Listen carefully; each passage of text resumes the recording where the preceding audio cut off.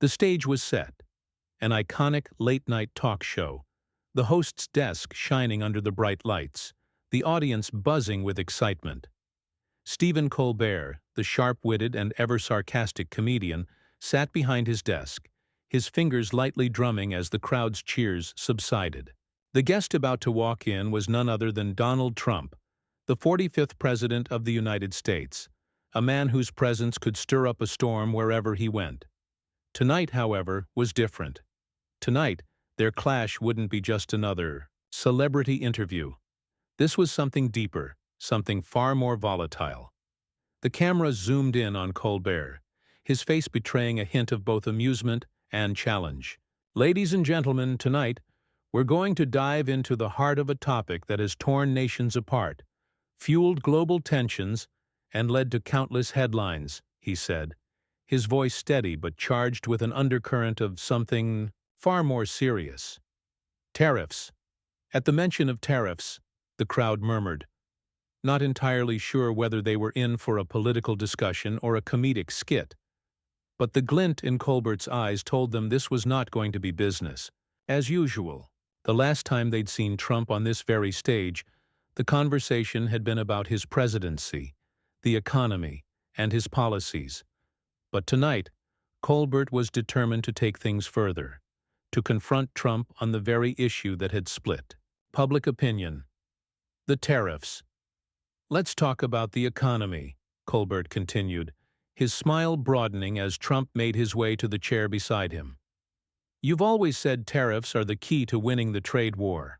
But here's the question. Mr. Trump, what is the real price of that victory? Trump, already seated, shot Colbert a glance that could melt ice. Well, Stephen, tariffs are the answer to everything. We were losing billions, and now we're winning. His voice was firm, confident, even brash, as it always was when he spoke about trade. You don't understand. These tariffs are making America great again.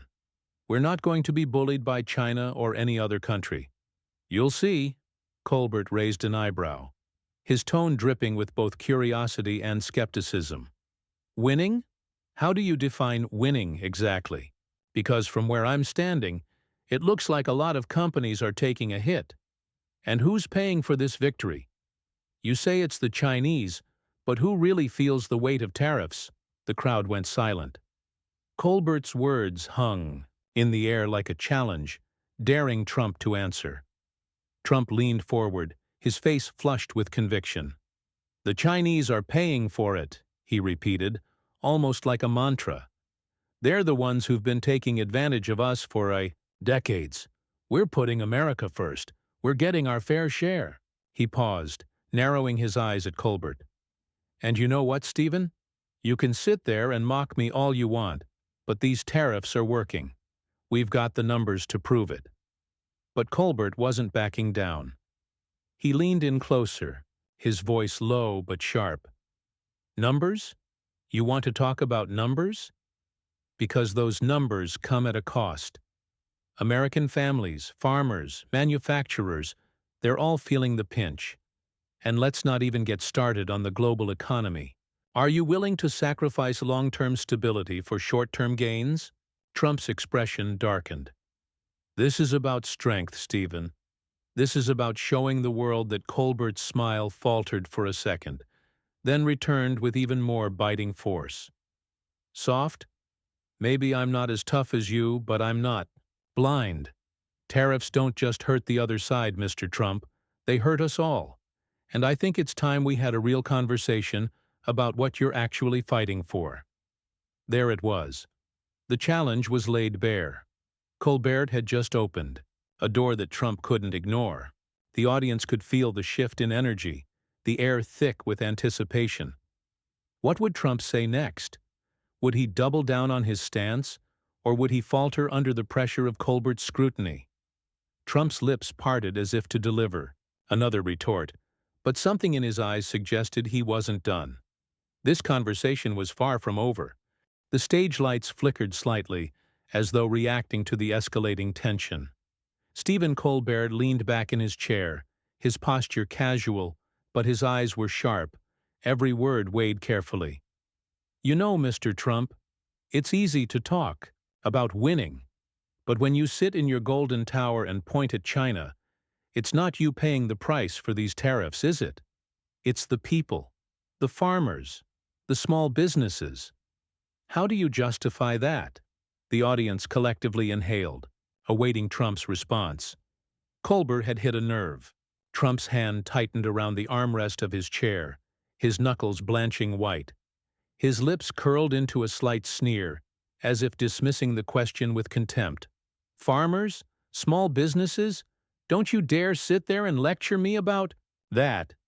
They're getting paid more than ever because of these tariffs. We're putting America first. You want to talk about fairness? Well, it's about time we got our fair share. The previous administrations didn't do anything about this, but I did.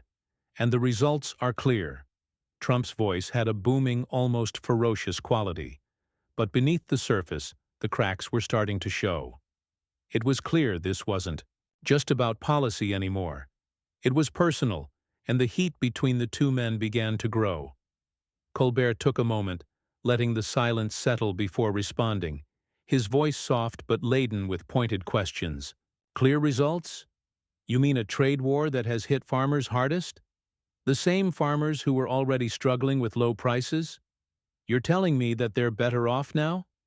Is this really the price we're willing to pay for a short-term win? Trump's eyes flashed with irritation, but he remained composed, almost too composed. He shot back quickly. Those farmers are smarter than you think. They understand the bigger picture. And the real problem is that people like you only see the immediate fallout, but you refuse to look at the long-term impact. This is how you win. This is how you ensure that America isn't taken advantage of anymore. Colbert raised an eyebrow. Long-term impact, huh? Let's talk about the long-term impact on the global economy. Because when you start messing with international trade, the ripple effect isn't just felt here, it's felt everywhere. And right now, we're seeing companies in Europe, in Asia, in Canada, all struggling because of this. How many countries need to suffer for your idea of winning, Mr. Trump? The room was now electric with tension, the studio audience hanging on every word. There was a palpable shift in the atmosphere. What had started as a playful, albeit charged, exchange was rapidly becoming a bitter confrontation. Colbert, who had so often been the one to mock and provoke, was now questioning the very foundation of Trump's policies. And Trump, for all his bluster, was beginning to show signs of defensiveness. Those countries are just jealous, Stephen, Trump snapped. They don't want to see America succeed. We've been the world's punching bag for too long, and now we're standing up for ourselves. They're not the ones who are going to save our economy. America is. Colbert's expression grew more serious, his voice taking on a sharper, more probing tone. Is that really how you see it? Because it sounds like you're fighting a war you think you've already won, but the battlefield's changing, Mr. Trump. The allies you once had are starting to turn on us, and China is playing a long game, waiting for us to blink. Are we prepared for the consequences of this? For the first time in the exchange, Trump's confidence wavered just slightly.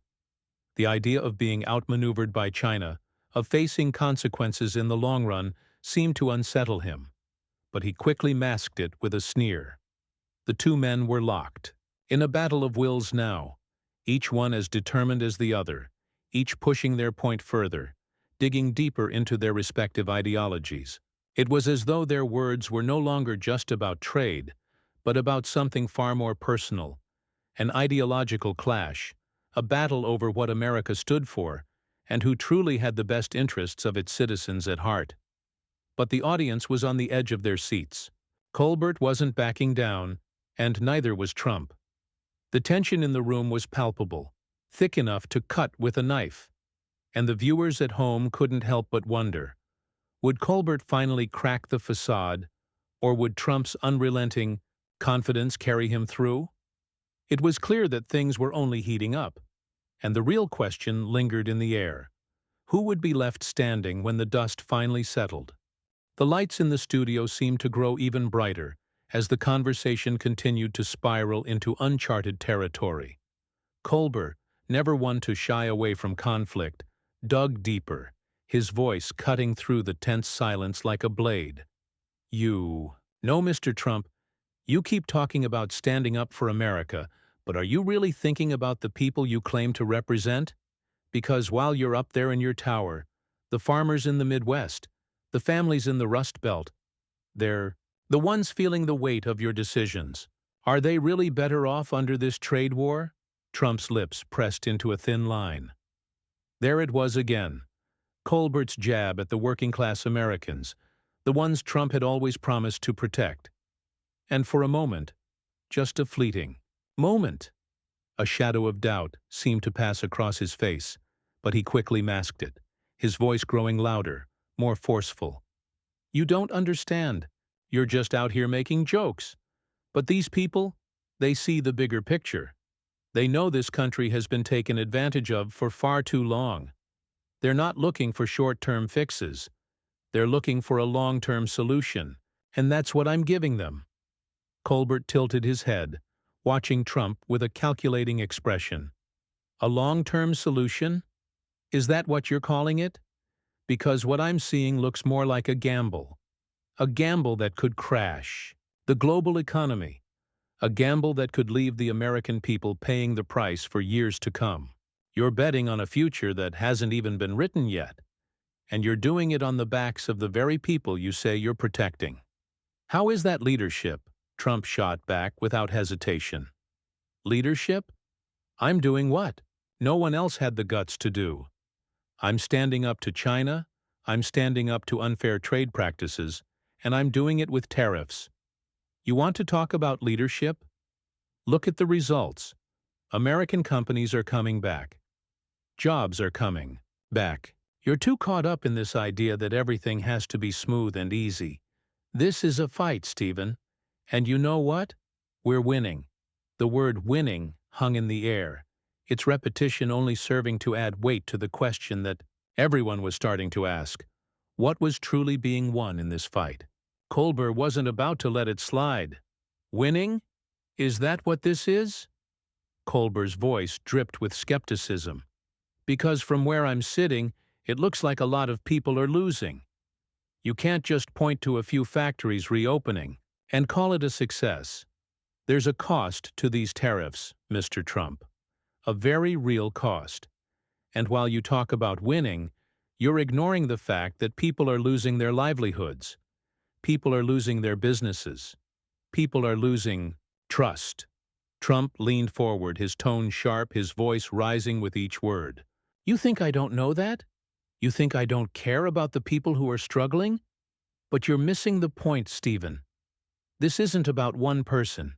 This is about the entire nation. This is about us taking back control.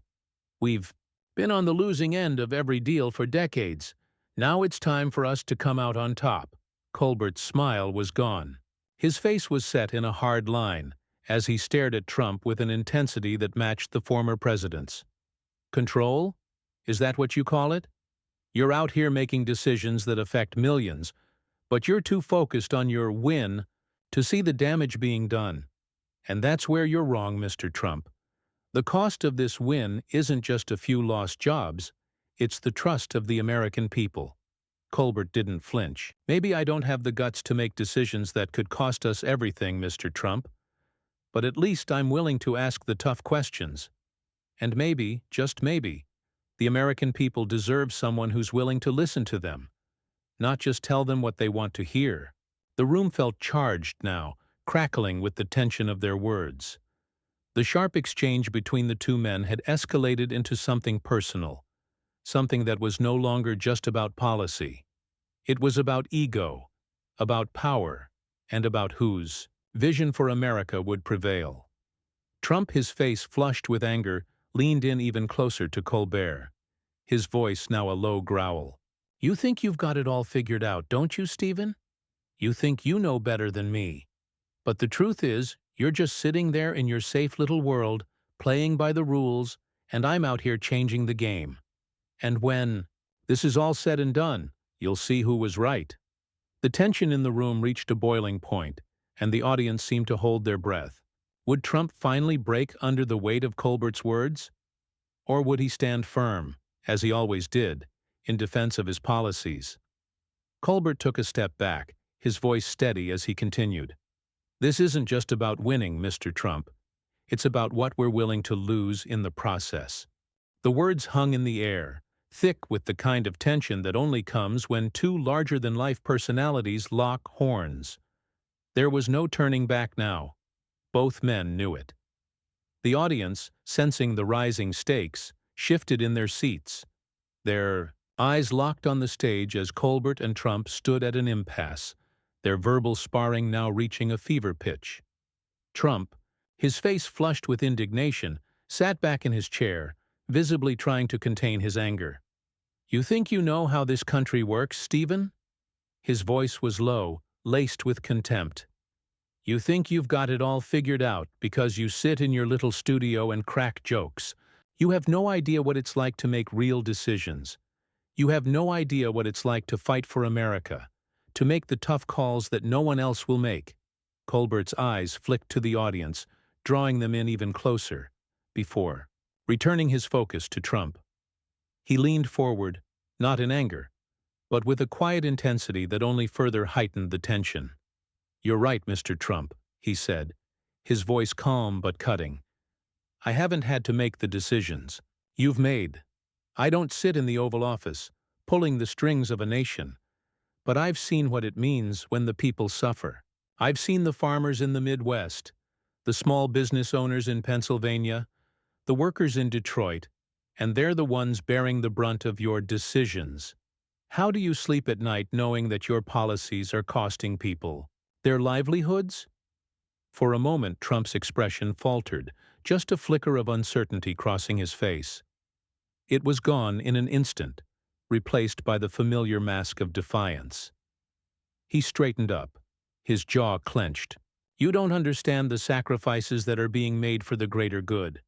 We're doing this for America, for the future of this country. You think I want to hurt the people I'm fighting for? You think this is easy for me?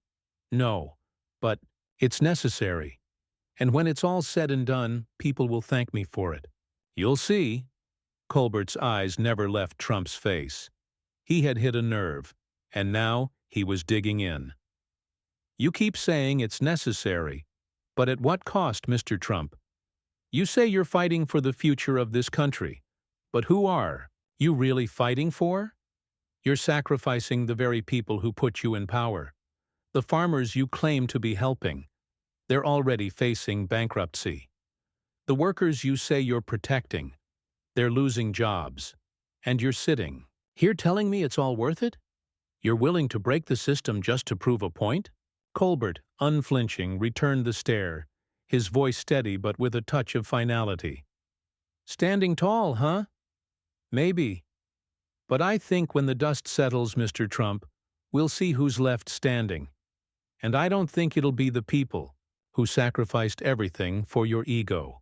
The silence in the room was deafening now. The fight between them had reached its breaking point. They weren't just debating tariffs anymore. They were debating what kind of country America was going to be, who would define its future, and what the true cost of leadership would be. Trump opened his mouth to respond, but Colbert raised a hand, a gesture that stilled the air between them. "Mr. Trump," he said, his voice soft but resolute, "you're not the only one who's thinking about the future of this country. The people you've hurt, they're thinking about it too. And maybe, just maybe, it's time for you to think about them." The room held its breath again. This was it. The final moment of reckoning. The argument that had started as a clash of ideologies was now a raw, emotional confrontation between two men, both convinced they were right, but both now starting to understand just how high the stakes truly were. Trump's expression hardened, but for the briefest of moments Colbert saw something flicker, something that could almost be mistaken for doubt. But it was gone before it could be fully acknowledged. Trump was no longer looking at Colbert. He was staring straight ahead, into the audience, as though trying to regain control of the narrative, to assert his dominance once more. But in that moment, Colbert. The lights in the studio dimmed slightly, a subtle change that only heightened the gravity of what was unfolding. Trump, for the first time in this exchange, seemed to be grappling with something more than just the words of an opponent. Colbert, with his steady, unyielding gaze, had done something few could manage. He had made the former president pause, if only for a moment. For the briefest second, it was as if Trump had lost his grip on the narrative, his usual unshakable confidence, faltering in the face of Colbert's sharp, pointed questions. But as quickly as it appeared, that uncertainty vanished. Trump cleared his throat, his face hardening once again. The moment of vulnerability had passed, and the battle was on. "Well, Stephen," Trump's voice boomed, louder than before, filled with an almost palpable defiance. "You can sit there all day and tell me how wrong I am, but I'm still doing what's necessary. I'm still making America great again. And that's something you'll never understand." Colbert leaned forward, his expression a mixture of quiet determination and disbelief. "Is that what you think this is about, Mr. Trump? Making America great again?" He let the words linger in the air, as if challenging the very premise. "Because for all your talk about greatness, it seems like all you're really doing is making it harder for the very people who made this country great. In the first place, the workers, the farmers, the people who don't have a golden tower to retreat to when the world gets tough." Trump's eyes narrowed, a flicker of frustration passing through them. "You think I don't know what it's like for the everyday American? You think I don't care? I've been fighting for them every day. They want a leader who's willing to do whatever it takes. They don't want a politician who hides behind his rhetoric. They want action." Colbert's voice cut through the noise, sharp and cutting. "Action? You want action? Because what you're doing right now, Mr. Trump, is dividing this country, pitting us against the rest of the world. You're not taking action. You're taking a wrecking ball to everything we've worked for. And in the end, you'll be left with nothing but a broken system and a shattered trust." For a moment Trump seemed to falter, his lips pressing together in frustration, but he quickly regained his composure. "You can sit there and talk about lifting everyone up, but we've been trying that for years, and it hasn't worked. You want to know what real strength looks like? Real strength is looking at the people who have taken advantage of us for so long and saying, 'Enough.'" Colbert, however, wasn't done. He knew he had to make his final point. He stepped forward, his voice now steady but carrying the weight of everything he had said in this conversation. "Mr. Trump, you may think you're taking control. You may think you're fighting for the future of America. But if we're honest, what you're doing isn't strength. It's a fragile ego, trying to prove that it's still in charge. And, in the end, when the dust settles, the people who will really have won are those who stood up for each other, not those who tore us apart." Trump's eyes flickered for just a moment, just enough for Colbert to see that his words had landed. But it was fleeting, and Trump quickly masked it with a forced smile. "We'll see, Stephen. We'll see who comes out on top when this is all said and done." The tension in the room reached its apex. Colbert, ever the master of turning moments of confrontation into moments of introspection, paused for a long beat. And then, without another word, he turned and walked back to his desk, signaling the end of their verbal battle. The audience, sensing the finality of the moment, erupted into applause. As the camera zoomed out, Trump remained seated, his expression unreadable. Colbert, on the other hand, gave the crowd a nod, his usual smile returning. Yet this time, it carried with it a deeper sense of victory, not in the form of a win over an opponent, but in the form of a battle for truth, a battle that had exposed the deeper cracks in the rhetoric of the man across from him. For the viewers at home, the argument had been much more than a political debate. It had been a raw, emotional confrontation about what America stood for. And in the end, it was Colbert who had remained unshaken, whose questions had made even the most stubborn of defenses falter. The audience was still buzzing with energy as the show wrapped up, but one thing was clear. This wasn't just a clash of ideas. It was a clash of values, and though the cameras had stopped rolling, the questions raised in that heated argument would linger long after the final applause faded.